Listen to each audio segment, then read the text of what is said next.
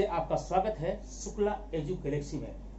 आज हम विज्ञान का कक्षा 10वीं के साइंस का एक चैप्टर शुरू करेंगे, पढ़ेंगे, समझेंगे। और याद रखिए, ये चैप्टर जितना इंपॉर्टेंट है उतना ही पढ़ने में रोचक भी है, इंटरेस्टिंग लेसन है। वो चैप्टर का नाम क्या है? चैप्टर का नाम है तत्वों का वर्गीकरण। तत्वों का वर्गीकरण। अब ये तत्वों का वर्गीकरण क्या होता है, इसमें जाने के पहले तो हमें पहले तत्व पढ़ना होगा। क्या तत्व?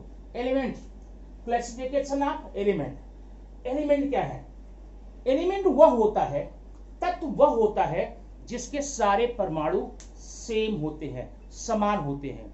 अगर कोई भी तत्व हम ले लें, कोई भी तत्व ले लें, उनके सारे परमाणु समान होते हैं, वो तत्व कहे जाते हैं। ठीक है, तो सबसे पहले शुरुआत में हुआ कि अच्छा, तत्वों के वर्गीकरण की आखिर आवश्यकता क्या पड़ी, क्यों जरूरत पड़ गई तत्वों के आवर्ती वर्गीकरण के, या तत्वों के वर्गीकरण के आवश्यकता क्या पड़ी?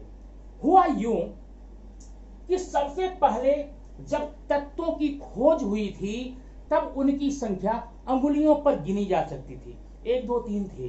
ठीक है, अब उस समय उन तत्वों को, जैसे मान लो किसी तत्व का संकेत हो गया ये संकेत हो गया सिंबल, किसी तत्व का हो गया ये संकेत हो गया सिंबल। लेकिन जैसे जैसे इन तत्वों की संख्या बढ़ती गई, इनकी खोज बढ़ती गई, वैसे वैसे इन संकेतों से उनको दिखा पाना असंभव सा होने लगा। तो वैज्ञानिकों ने क्या किया, इन तत्वों को दिखाने के लिए, लिखने के लिए, समझने के लिए इनके संकेताक्षरों का उपयोग किया, इनके नाम में जो अक्षर हैं उनका उपयोग किया। अब जैसे मान लो हमने यहां ले लिया कार्बन, और यहां लिया कैल्शियम, ठीक है, यहां लिया कैडमियम। अब इन सारे तत्वों के प्रारंभिक अक्षर सी थे। Carbon Ca, calcium Ca, cadmium Ca। अब प्रॉब्लम यह हो गई कि अगर मैं सबको सी से दिखा दूं, सी से, तो दिक्कत होगी। जहां पर किसी नाम के एक ही तत्व थे उनको दिखा दिया गया, कोई दिक्कत नहीं हुई। जैसे मैं बता दूं, आपका है लिथियम या हाइड्रोजन है, तो हाइड्रोजन को पहले H से दिखाया गया। और ध्यान रखना, किसी तत्व के संकेत को दिखाने के लिए उस तत्व के नाम के पहले अक्षर को लेते थे और वो भी कैपिटल लेटर में लिखते थे। आगे जाकर के जब खोज हो गई हीलियम की, किसकी? हीलियम, ये देखिए हीलियम की। अब क्या करें, इसको भी H दिखा दें? नहीं, तो इसको क्या दिखा है, इसके 2 अक्षर ले लिए, शुरू के 2 लेटर्स H और E। लेकिन ध्यान रखना, जब 2 अक्षर लिए गए तो पहला अक्षर कैपिटल में, दूसरा स्मॉल में, इस प्रकार से आपने यहां देख लिया। अब यही चीज अगर हम आपको बताएं, कार्बन, कैल्शियम, कैडमियम, कोबाल्ट, यहां मैं लिखता हूं कोबाल्ट, इसके लिए तो सबसे पहले कार्बन मिला, कार्बन का पहला अक्षर सी ले लिया गया। लेकिन जब कैल्शियम भी सामने आ गया तो वैज्ञानिकों के सामने चुनौती हुई, भाई कैल्शियम को हम कैसे दिखाएं? अब कैल्शियम को के से तो दिखा नहीं सकते क्योंकि स्पेलिंग Ca है उसकी। तो इसमें क्या है, 2 अक्षर ले लिए, C और A। बात समझ में आई ना? लेकिन जब आगे जाकर के कैडमियम की खोज हुई, इसमें भी Ca था। अब C तो ले लिए, ए लेंगे, कैल्शियम हो जाएगा। इसका अगला अक्षर Cd, कैडमियम। कोबाल्ट में CO। इस प्रकार से इसको संकेतों से दिखाया जाने लगा, दिखाए जाने की परंपरा शुरू हो गई। तो तत्व हो गए, तत्वों के संकेत हो गए।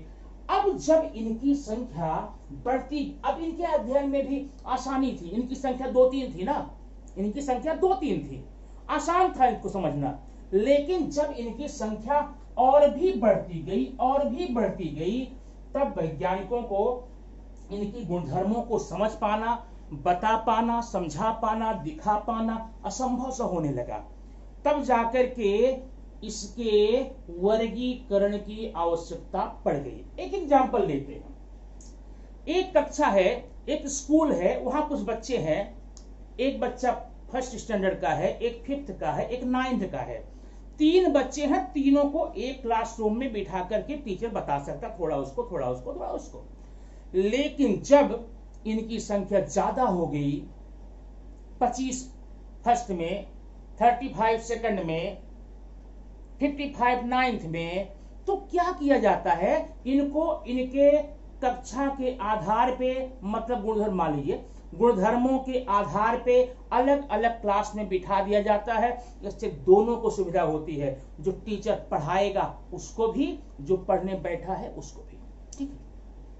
वैसे ही जब तत्वों की संख्या बढ़ती गई और लगभग 18वीं शताब्दी तक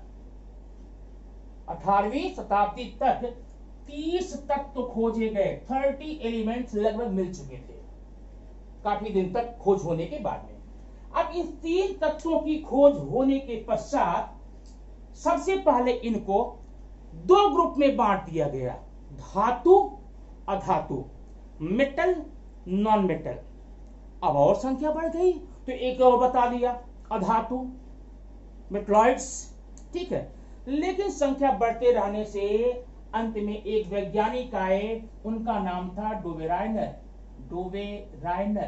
ये जर्मन के वैज्ञानिक थे। इन्होंने तत्वों के वर्गीकरण का बीड़ा उठाया। ये कब? 1876 में, 1817 में। अब इन्होंने तत्वों को वर्गीकरण करने का बीड़ा उठा लिया और तत्वों को वर्गीकरण करने में जुट गए। तो इन्होंने क्या किया, समान गुणधर्म वाले तत्वों को, कैसे तत्व? जिनके भौतिक और रासायनिक गुणधर्म सेम हो, ऐसे तत्वों को 3-3 के समूह में रखा। यूं देखिए, ऐसे एक, ऐसे ये 3 ग्रुप बन गया। इनमें तत्वों को 3-3, एक यहां 3 रखा, फिर 3 यहां रखा, फिर 3 यहां रखा। इनको हम बोलते हैं त्रिक, triad, Dobereiner triad law, Dobereiner का त्रिक नियम। त्रिक नियम क्यों? क्योंकि उन्होंने इसमें 3-3 तत्वों को रखा। अब एग्जांपल देखिए, ये लिथियम है, ये सोडियम है और ये पोटेशियम है। 3 समूह हो गए। और इन तत्वों को ध्यान रखना, इन तत्वों के गुणधर्म समान है, रासायनिक गुणधर्म सेम है लगभग, और भौतिक गुणधर्म समान है। और एक बात, इनको बढ़ते हुए परमाणु द्रव्यमान के क्रम में रखा, एटॉमिक मास, एटॉमिक वेट, ये आपको डिफाइन किया गया है पहले की वीडियो में। ठीक है।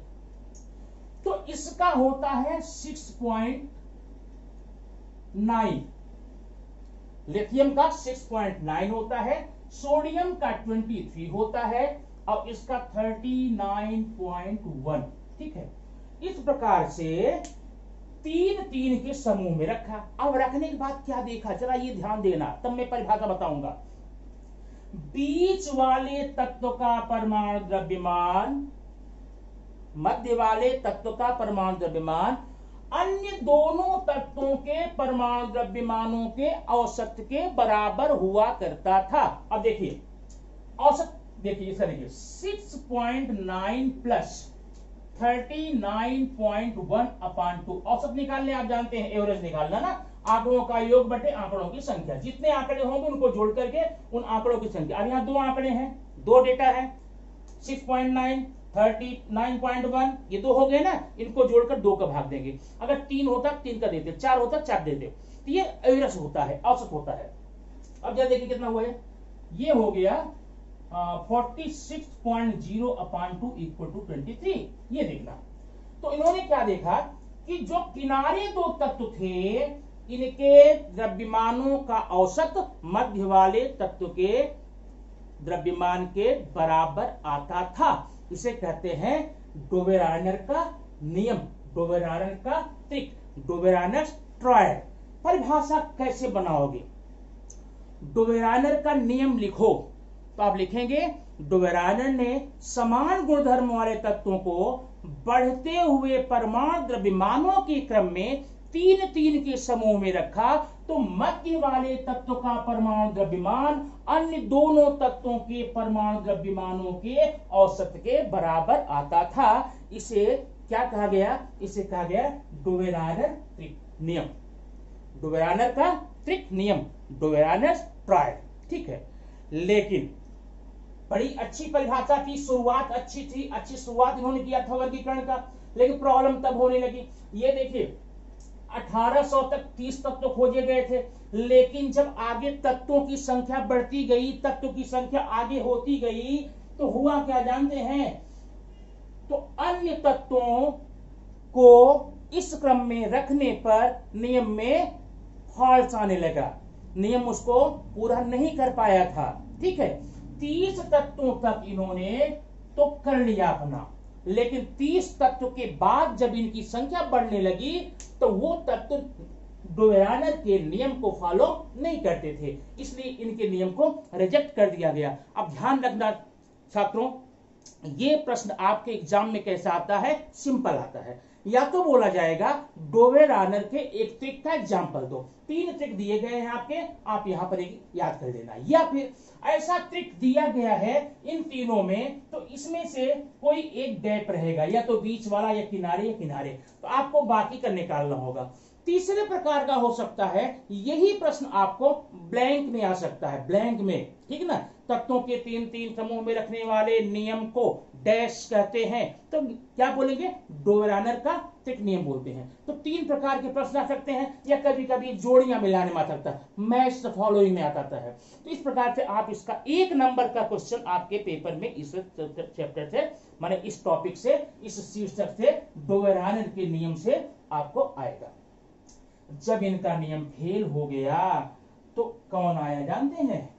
तब एक नए वैज्ञानिक आए, उन वैज्ञानिक का नाम था न्यूलैंड। क्या था? न्यूलैंड। न्यूलैंड इन्होंने क्या किया? न्यूलैंड का अष्टक नियम, इनके नियम का था अष्टक नियम, न्यूलैंड ऑक्टेव लॉ। अब इसके लिए मैं आपको एक यहां पर बनाता हूं चार्ट, उस चार्ट के माध्यम से आप बताता हूं न्यूलैंड के अष्टक नियम में क्या क्या चीजें शामिल। अब इस चार्ट के माध्यम से आपको न्यूलैंड का नियम पढ़ने में बड़ी आसानी हो जाएगी। सबसे पहले सुनिए, न्यूलैंड एक अंग्रेज वैज्ञानिक था। 1866 में इसने नियम अपना शुरू किया। क्यों? क्योंकि डुवेरानर अपने नियम में फेल हो चुका। पूरे 49 ईयर्स बाद, 49 साल बाद, डुवेरानर के 49 साल बाद न्यूलैंड सामने आया। इसने क्या किया? इसने भी समान गुणधर्म वाले तत्वों को उनके परमाणु द्रव्यमानों के बढ़ते हुए क्रम में 7 के समूह में रखा। तो क्या देखा? हर तत्व अपने से 8वें तत्व से समानता दिखलाता था, रासायनिक गुणधर्म में भी और भौतिक गुणधर्म में भी। इसको कहते हैं न्यूलैंड का अष्टक नियम। अब अष्टक कहां से आया? आप लोग जानते हैं भारतीय संगीत में 7 सुर होते हैं ना, सप्तक बोलते हैं उसको। क्या बोलते हैं? सप्तक। सा रे ग म प ध नि, सा रे ग म प ध नि, ठीक है, 7 स्वर। अब देखिए 7 स्वर हो गए ना, जब 8वां स्वर आएगा तो फिर सा आएगा। ध्यान देना, यहां पर हारमोनियम में, बेंजो में जो स्वर होते हैं, हर 8वां स्वर अपने पहले से, या पहला स्वर 8वें से मिलता है, सेम रहता है, बस उसकी आवृत्ति बढ़ जाती है, तीव्रता दुगनी हो जाती है। अभी पहला की ले ले, हम बटन ले ले हारमोनियम का, सा है। जब 8वें पर जाएंगे वो भी सा ही रहेगा, बस अंतर क्या है? इस सा और इस सा में अंतर क्या रहेगा? इस सा की तीव्रता बढ़ जाएगी। फिर आगे जाएंगे सा के, हमें रे मिलेगा। तो ये रे और यहां का रे, देखिए इस रे से अगला रे 8वां रहेगा, उसकी तीव्रता डबल हो जाएगी। बस इतनी बात होती है। इसे कहते हैं अष्टक या सप्तक कहते हैं। तो न्यूलैंड को भी हारमोनियम बजाने का बड़ा शौक था, वो संगीतज्ञ था। उसने ये देखा, जब तत्वों को बढ़ते हुए परमाणु द्रव्यमान के क्रम में रखा, कैसे? परमाणु द्रव्यमान क्रम में, तो प्रत्येक तत्व अपने से 8वें तत्व से रासायनिक और भौतिक गुणधर्म में समानता दिखलाता था, सिमिलरिटी दिखलाती थी। एग्जाम्पल समझिए, जैसे देखिए अभी यहाँ पर हाइड्रोजन है, हाइड्रोजन से 8वां कौन है? 1 2 3 4 5, ये पहला ना, 2 3 4 5 6 7, 8वां F हो गया फ्लोरीन। अब हाइड्रोजन और फ्लोरीन के गुणधर्मों में आप समानता पाएंगे। उसी प्रकार से लिथियम का 8वां, यहां से काउंट करेंगे, पहला, दूसरा, तीसरा, चौथा, 5वां, 6वां, 7वां, 8वां। लिथियम का 8वां तत्व सोडियम है, तो लिथियम और सोडियम में इक्वलिटी मिलेगी, समानता मिलेगी। इस प्रकार से न्यूलैंड अष्टक नियम दिया 1866 में। अब परिभाषा कैसे बताएंगे न्यूलैंड का? परिभाषा यू है, न्यूलैंड ने समान गुणधर्म वाले तत्वों को बढ़ते हुए परमाणु द्रव्यमान के क्रम में 7 के समूह में रखा, तो प्रत्येक तत्व के भौतिक और रासायनिक गुणधर्म अपने से 8वें तत्व के गुणधर्मों से मेल खाते थे, समानता दिखती थी। तो 8वां आप आगे नहीं जाएंगे, जब यहां चलेंगे, यहां से 1 2 3 4 5 6 7 8। अब ये देखिए बोरान और एल्यूमिनियम, इनमें आप समानता देखेंगे। ये था न्यूलैंड का अष्टक नियम। बड़ा अच्छा नियम चल रहा था, बहुत सुंदर नियम चल रहा था। लेकिन जिस समय न्यूलैंड ने अपना नियम दिया था, उस समय केवल 56 तत्व ज्ञात थे। कितने? 56। और इसने भी 56 7 इंटू 8 इक्वल टू 56 तत्व का दिया। अब प्रॉब्लम कहां हो गई? अब हम देखेंगे न्यूलैंड का तो नियम हो गया, तो न्यूलैंड के नियम में त्रुटियां कहां थी? त्रुटि देखना। त्रुटि नंबर 1, डिसएडवांटेज नंबर 1, न्यूलैंड ने अपना पूरा नियम केवल कैल्शियम तक ही रखा। कैल्शियम का कितना परमाणु द्रव्यमान होता है? 40 तक। जब कैल्शियम के आगे बढ़े वो तक तो न्यूलैंड के नियमों का पालन नहीं करते थे, मतलब न्यूलैंड फेल। न्यूलैंड ने इतनी तपस्या की, इतनी सुंदर से स्टाडी बनाई, लेकिन वह कैल्शियम तक सीमित रह गया। कैल्शियम बाद में ये फेल हो गया। ठीक है। दूसरा था, जब 56 के बाद में नए तत्व मिलने लगे, तो नए तत्व के लिए इनके इस अष्टक में कोई जगह ही नहीं थी, कोई जगह नहीं थी। ये सिर्फ 8 इंटू 7 56 तक सीमित रह गए। जब 57वां तत्व आया, मैंने उसके बाद के तत्व और निरंतर तत्वों की संख्या बढ़ती जा रही थी। जब तत्व कैल्शियम के ऊपर गए, बाहर गए, ज्यादा हुए, तो वो तत्व न्यूलैंड के नियम का पालन करने को तैयार ही नहीं। ठीक है। अगली बात, न्यूलैंड ने एक गलती और कर दी। वो गलती कौन कर दी? इन्होंने अपने ही नियम को तोड़ डाला। जो नियम इन्होंने बनाया था, जो नियम इन्होंने खुद बनाया था, खुद दिया था, खुद बताया था, उसको खुद ही तोड़े। वो नियम कौन सा? इन्होंने कहा कि तत्वों को बढ़ते हुए परमाणु द्रव्यमान के क्रम में रखेंगे, माने इसका अगर 1 है, आगे वाला 1 से ज्यादा होगा, 2 3 4 5 होगा। लेकिन कहीं कहीं पर इन्होंने असमान परमाणु द्रव्यमान वाले तत्वों को एक ही साथ रख दिया। जैसे ये है कोबाल्ट और निकल। अब इन दोनों तत्वों के परमाणु द्रव्यमान टोटली डिफरेंट है, एकदम अलग है, फिर भी एक खाने में रख दिया, बढ़ते क्रम में नहीं रख पाए। एक गलती की हो गई। और सेरिलियम और लेथिनियम, ये देखिए, इन दोनों को भी एक में रख दिया। तो ऐसे करने पर न्यूलैंड का नियम यहीं पर फेल हो गया। न्यूलैंड बेचारे ने बड़ा परिश्रम किया था, बड़ा प्रयास किया था, बड़ा सुंदर दिया था, लेकिन इतनी त्रुटियां हैं। आप इसमें करना क्या? 2 चीजें याद रखना। न्यूलैंड का नियम क्या है? तो न्यूलैंड का नियम आप बोलेंगे, न्यूलैंड ने समान गुणधर्म वाले तत्वों को बढ़ते हुए परमाणु द्रव्यमान क्रम में 7 के समूह में रखा, तो हर तत्व अपने से 8वें तत्व के गुणधर्म से समानता दिखलाता था। इसे कहते हैं न्यूलैंड का अष्टक नियम। ठीक है। अब इसमें कमियां कहां है? कमी पाली नंबर 1 है, न्यूलैंड का नियम सिर्फ कैल्शियम तक सीमित रह पाया। कैल्शियम के बाद जो नए तत्व मिलते गए, उसमें न्यूलैंड का नियम कुछ काम नहीं कर पाया। दूसरा, नए तत्वों के लिए इनमें जगह नहीं थी। 56 कर दिए, उसके बाद नए तत्व के लिए इनके जो नियम अष्टक बनाया उसमें जगह नहीं थी। अब तीसरा है, इन्होंने अपने नियम को तोड़ डाला। नियम क्या इनका था, इन्होंने कहा कि हम भाई तत्वों को बढ़ते हुए परमाणु द्रव्यमान के क्रम में रखेंगे। तो इन्होंने क्या किया, अलग अलग द्रव्यमान को एक ही खाने में उठा करके रख दिया। कौन कौन, कोबाल्ट निकल है, Cl है। तो इस प्रकार से इन्होंने अपने पैर पे कुल्हाड़ी खुद मार ली और इनका नियम क्या हो गया, फेल। इनका नियम अमान्य हो गया आगे आने वाले वैज्ञानिक के लिए। तो आपने ये देख लिया यहाँ पे कि दो वैज्ञानिकों ने वर्गीकरण किया, काफी हद तक सफल रहे, प्रयास अच्छा रहा, फिर भी ये फेल हो गए क्योंकि सीमित रह गए, सीमा में रह गए। अब इनके बाद कौन से वैज्ञानिक आते हैं, आइए हम उसकी चर्चा करते हैं और आगे बढ़ते हैं। अब ये रहे आपके सामने अगले वैज्ञानिक, इनका नाम है मेंडलीव। तो मेंडलीव ने एक नियम बनाया और याद रखना बच्चों, मेंडलीव ही वह पहले वैज्ञानिक हैं जिन्होंने की आवर्त सारणी की शुरुआत कर दी। आवर्त सारणी की सबसे पहली खोज करने वाला कौन वैज्ञानिक है, मेंडलीव। तो मेंडलीव ने जो नियम दिया उसे कहते हैं मेंडलीव का नियम। तो पहले आप मेंडलीव का नियम पढ़ लीजिए, सुन लीजिए, तब हम आगे बढ़ते हैं। मेंडलीव ने कहा कि तत्वों के भौतिक एवं रासायनिक गुणधर्म, या शॉर्ट में बोल सकता हूं तत्वों के गुणधर्म, सारे तत्वों के गुणधर्म उनके परमाणु द्रव्यमानों के आवर्ती फलन होते हैं। इसका मतलब अगर हम तत्वों को बढ़ते हुए परमाणु द्रव्यमान के क्रम में रखते जाएं तो हमें एक क्रम के बाद में जब दूसरे तत्व के नीचे आएंगे, पहले और उसके नीचे वाले तत्वों के गुणधर्म समान दिखेंगे, माने बारंबारता आएगी, फ्रीक्वेंसी रहेगी उसमें।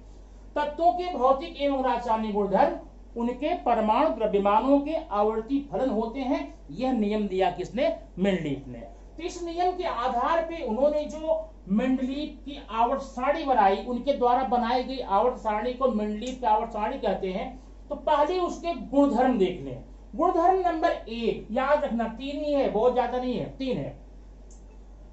मेंडलीव ने सबसे पहले अपनी आवर्त सारणी में तत्वों को डालने के पहले उनके द्रव्यमानों की जांच की, अच्छी से जांच परख की, और जांच परख करके जहां पर आवश्यकता हुई वहां पर उनके द्रव्यमान जो पहले थे उसको चेंज कर दिया। जैसे पहले बेरिलियम का द्रव्यमान हुआ करता था 14.09, उन्होंने उसको बदल करके कर दिया 9.4, क्योंकि वह इस द्रव्यमान से उनके आवर्त सारणी में सेट नहीं हो रहे थे। नंबर 1। दूसरी बात, मेंडलीव ने अपनी आवर्त सारणी में कुछ जगह रिक्त छोड़ दी, ब्लैंक छोड़ दी, ब्लैंक स्पेस दे दिया। क्यों? उन्होंने भविष्यवाणी की कि आने वाले भविष्य में कुछ नए तत्वों की खोज होगी और उन तत्वों को यही जगह रखा जाएगा। मैंने भविष्यवाणी भी कर दी और उनकी भविष्यवाणी अक्षरशः सच भी हुई। जिन जिन जगहों पर जहां जहां पर उन्होंने खाली जगह छोड़ी थी, आगे आने और बताया था कि जो तत्व मिलेंगे उनका परमाणु द्रव्यमान इतना होगा, उनके गुणधर्म ऐसे होंगे, रासायनिक गुणधर्म ऐसे होंगे, भौतिक गुणधर्म ऐसे होंगे, वैसा हुआ भी। तो उनकी भविष्यवाणी सही हुई। और उन्होंने कैसा किया, जो तत्व मिलने वाले थे, मिले नहीं थे, जो तत्व मिलने वाले थे उनका नाम भी दे दिया। नाम कैसे दिया, जो जिसके बगल जगह खाली रखे थे, जैसे एल्युमिनियम के बोरान के बगल में जो जगह थी उसमें मिलने वाले तत्व का बता दिया, उनका परमाणु द्रव्यमान होगा 44 और उस तत्व का नाम होगा एका बोरान। एल्युमिनियम के साथ में लगकर रहने वाला तत्व जो जगह खाली थी उसका परमाणु द्रव्यमान होगा 68 और उसका नाम होगा एका एल्युमिनियम। और सिलिकॉन के बगल में जो तत्व मिलेगा उसका नाम होगा एका सिलिकॉन और उसका परमाणु द्रव्यमान एटॉमिक मास होगा 72। और हुआ भी ऐसा हुआ भी, जो तत्व मिले उनका परमाणु द्रव्यमान 44 मिला, गुणधर्म सेम था, 68 मिला, गुणधर्म वही था जो बताया गया था, 72 मिला, गुणधर्म वही था जो बताया गया था, लेकिन आगे चल करके इनके नामों में बदलाव कर दिया गया। नाम बदलाव जरा ध्यान देना, एग्जाम के लिए बहुत जरूरी है। ये बदलाव क्या किया, जो नाम उन्होंने एका बोरान दिया उसका नाम आगे जाकर के रख दिया गया जर्मेनियम। याद रखना, जर्मेनियम, एका बोरान का नाम जर्मेनियम रख दिया गया, ठीक है। और एका एल्युमिनियम जो नाम दिया था उसका नाम रख दिया गया स्कैंडियम। और जो एक का सिलिकॉन नाम दिया था, उसका नाम रख दिया गैलियम। तो ये नाम बदलावा है। ये इंपॉर्टेंट इसलिए है कि आपके खाली स्थान मिलते हैं, ये जोड़ियां मिलाओ में, मैच द फॉलोइंग क्वेश्चन में ये पक्का मिलते हैं, किसको क्या नाम दिया गया। जो नाम इन्होंने भविष्यवाणी की थी, एका बोरान, एका एल्युमिनियम, एका सिलिकॉन, आगे जाकर के एका बोरान का नाम क्या पड़ गया, जर्मेनियम, एका एल्युमिनियम का नाम पड़ गया स्कैंडियम, और एका सिलिकॉन का नाम पड़ गया गैलियम। ठीक है, अच्छा ये विशेषता हो गई।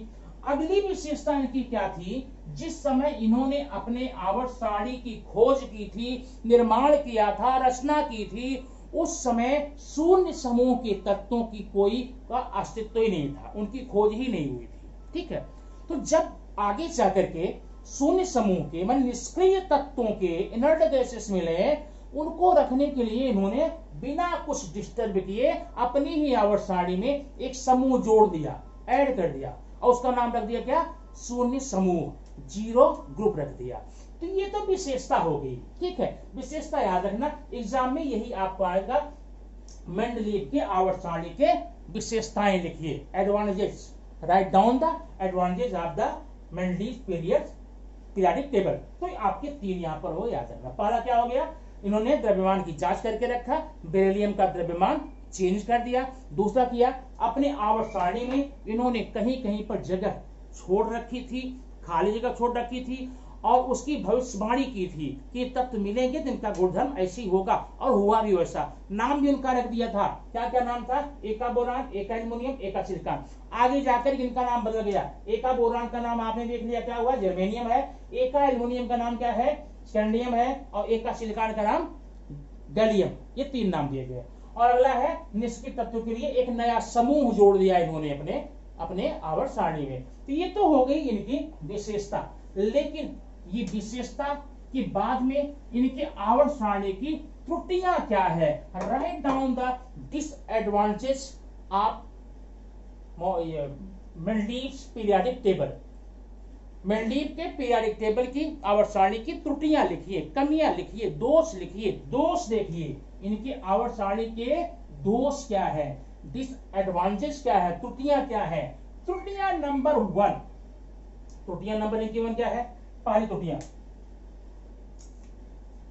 है कि जो हाइड्रोजन है ना, हाइड्रोजन, इसका जो गुणधर्म था पहले समूह से भी मिलता था, और 17वां समूह जिसे हैलोजन बोलते हैं, पहले समूह को क्षारीय, 17वें को हैलोजन, इसका जो गुणधर्म था माने क्षारीय धातुओं से भी मिलता था और हैलोजन से भी मिलता था। मेंडलीव बेचारा हो गया कंफ्यूज, मेंडलीव महोदय कंफ्यूज हो गया, रखे कहां, हार मान लिया, छोड़ दिया, इसको रखेंगे ही नहीं। ठीक है, तो पहला दोष हो गया मेंडलीव की आवर्त सारणी में हाइड्रोजन को कोई उचित स्थान नहीं मिला। याद रखना, पहला पॉइंट सिंपल सा है। पहला दोष क्या हो गया, मेंडलीव की आवर्त सारणी में हाइड्रोजन को कोई उचित स्थान नहीं मिला। नंबर दो है, मेंडलीव ने क्या किया कि कभी कभी अपने नियम का उल्लंघन खुद कर डाला, न्यूलैंड की तरह। इन्होंने नियम क्या बनाया, भाई हम देखो तत्वों को बढ़ते हुए परमाणु द्रव्यमान क्रम में रखेंगे, लेकिन कहीं कहीं पर जब बढ़ते हुए क्रम में रख रहे थे, पहले कम फिर ज्यादा फिर ज्यादा फिर ज्यादा, तो उसके गुणधर्म में ही नहीं समानता दिखती थी। तो गुणधर्म मिलाने के लिए मेंडलीव ने क्या किया था, कहीं कहीं, हमेशा नहीं, कहीं कहीं अधिक परमाणु द्रव्यमान वाले तत्वों को कम वाले के पहले रख दिया। बढ़ते हुए क्रम में रख रहे थे ना, बढ़ते में रखना चाहिए था, कम के पहले रख दिया। एक त्रुटि तो ये हो गई, याद रखना। दूसरा है, तीसरा, इन्होंने कहीं कहीं पर कुछ तत्वों को डिस्टर्ब हो गए, एक साथ रखने का प्रयास करने लगे। ऐसा कब बता रहा हूं, उसके लिए आपको पढ़ना पड़ेगा समस्थानिक। ये लिखना, समस्थानिक क्या होते हैं, ऐसे सारे तत्व जिनके परमाणु क्रमांक सेम हो लेकिन परमाणु द्रव्यमान भिन्न भिन्न हो, उनको कहते समस्थानिक कहते हैं। All the elements having similar atomic number but different atomic weight, they are called समस्थानिक और आइसोटोप। ठीक, अब जैसे देखिए, ये मैं यहां पर आपको अगर मैं यहां पर ले लूं क्लोरीन, क्लोरीन के दो समस्थानिक हैं, 35 क्लोरीन 37। अब देखिए इसका परमाणु क्रमांक 17 ही है, दोनों का 17 है, लेकिन परमाणु द्रव्यमान एक जगह 35 एक जगह 37। अब मेंडलीव के सामने चुनौती ये थी कि भैया हम किसको रखें, इसको रखें अपने आवर्त सारणी में कि इसको रखें, यहां भी कंफ्यूजन, इसको रखे तो ये छूटे, इसको रखे तो ये छूटे। तो इनकी अगली त्रुटि क्या हो गई, समस्थानिकों के लिए कोई भी उचित जगह नहीं थी ना। तो 3 त्रुटियां हो गई। अब 3 त्रुटियों के होने के कारण ही इन्होंने क्या किया, इनका नियम फेल हो गया। चौथा नियम था, इन्होंने मान लिया कि आगे आने वाले भविष्य में और ढेर सारे तत्व खोजे जाएंगे। वो जो तत्व खोजे जाएंगे उनके लिए इनके आवर्त सारणी में कोई जगह नहीं थी, क्योंकि इन्होंने केवल 63 तत्वों के लिए ही अपना काम कर पाए। इनकी जो आवर्त सारणी थी, मेंडलीव की आवर्त सारणी केवल 63 एलिमेंट्स के लिए ही काम कारगर थी। बाकी अन्य, अभी जैसे इस समय आपके यहाँ 118 तत्व हैं, 178 तत्व हैं, तो 63 तत्व ये कर पाए। जब 63 के ऊपर गए तब इनके बस की बात नहीं रह गई। इसलिए कुल मिलाकर के मेंडलीव ने बहुत सुंदर काम किया, सिस्टमेटिक काम किया। दुनिया में सबसे पहले लोगों के सामने इन्होंने आवर्त सारणी का एक प्रोजेक्ट रखा, एक प्रारूप दिया, लेकिन अंततोगत्वा कुछ कमियों के कारण, ये कमियां मैंने बताई, इनका नियम भी क्या हो गया, अमान्य हो, फेल मत बोलना, अमान्य हो गया, क्योंकि रास्ता दिखाया था इन्होंने ही, अमान्य हो गया। अब इसके बाद कौन से वैज्ञानिक आएंगे और क्या करेंगे, इनकी जो त्रुटियां हैं वो त्रुटियां दूर कैसे होंगी, ये हम लोग नेक्स्ट वीडियो में देखेंगे। पूरा समझने के लिए अगला वीडियो आपको देखना पड़ेगा। अगला वीडियो जस्ट इसके बाद में आपको दूंगा। ये वीडियो कैसा लगा, आपको ये चैप्टर कैसा लगा, आप कमेंट बॉक्स में जरूर बताइए। Thank you very much.